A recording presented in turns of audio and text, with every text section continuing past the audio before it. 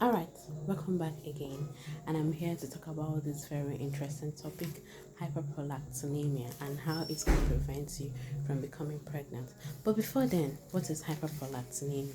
This simply means that normally high level of prolactin in your bloodstream. Normally, this hormone prolactin is supposed to be found in your bloodstream, but it becomes a problem when the level exceeds its normal range.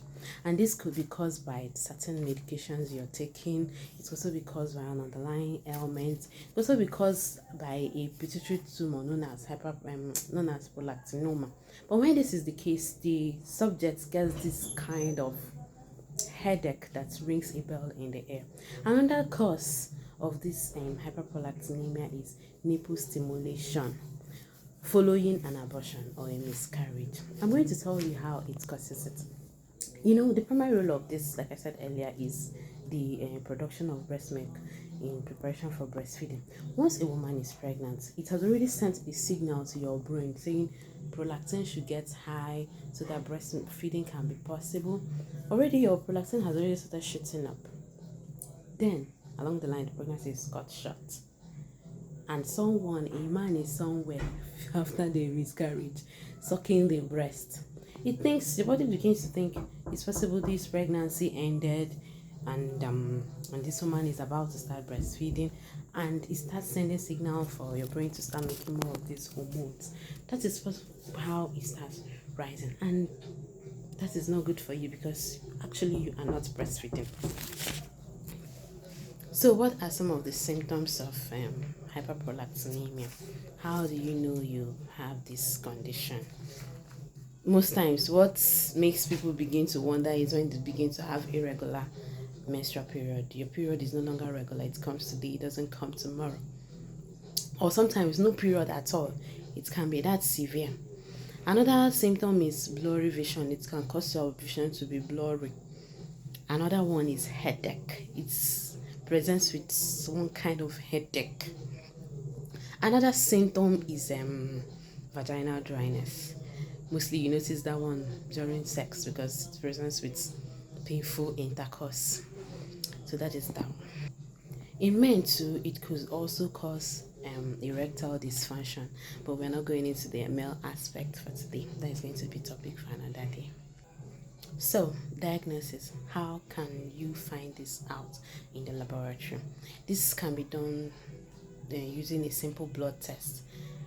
Yes, and this test can be carried out at any time in your menstrual cycle, any day at all, unlike some other investigations that your clinician or your laboratory scientist request that you come at a specific date.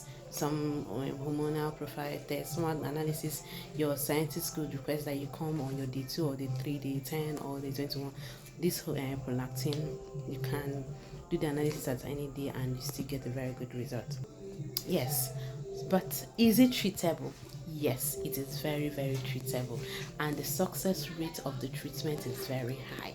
You could easily treat it, and you get pregnant, you carry your baby successfully. But the treatment, I'm going to be talking about the treatment in my next video because this video is already getting length. I'm going to be talking about the treatment in my next video.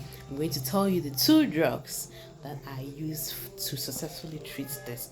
One works slowly and the other one, you get a result. That's for that one. So I want us to look at how this hyperprolactinemia prevents pregnancy. I told you that the primary role of this hormone is preparation of the mammary gland in readiness for breastfeeding. And you know that we all, especially in the olden days, most of our mothers use breastfeeding as a source of family planning because of these prolactin levels. Most women, they don't get pregnant when they are breastfeeding, especially at least for the first 1 year or 1 year plus. Yes, so breastfeeding somehow is a source of family planning. So the thing responsible, the mechanism of action or the principle behind it is simply this hormone. Once they are breastfeeding, the prolactin is high. It prevents ovulation. It makes your cycle to be irregular, your menstrual cycle to be irregular or even absent, because it keeps signaling to your brain that's child spacing. So, yes, hyperprolactinemia can actually prevent you from getting pregnant. So are you having any of these symptoms that I mentioned, especially your period is irregular or you're having an abnormal secretion from your breast, from your nipple? Please go today to the nearest hospital, to the nearest laboratory, and get yourself tested. You'll be glad you did. Until I come your way soonest, I'm going to be telling you the 2 drugs that you will need to take care of this and you get your result. See you around.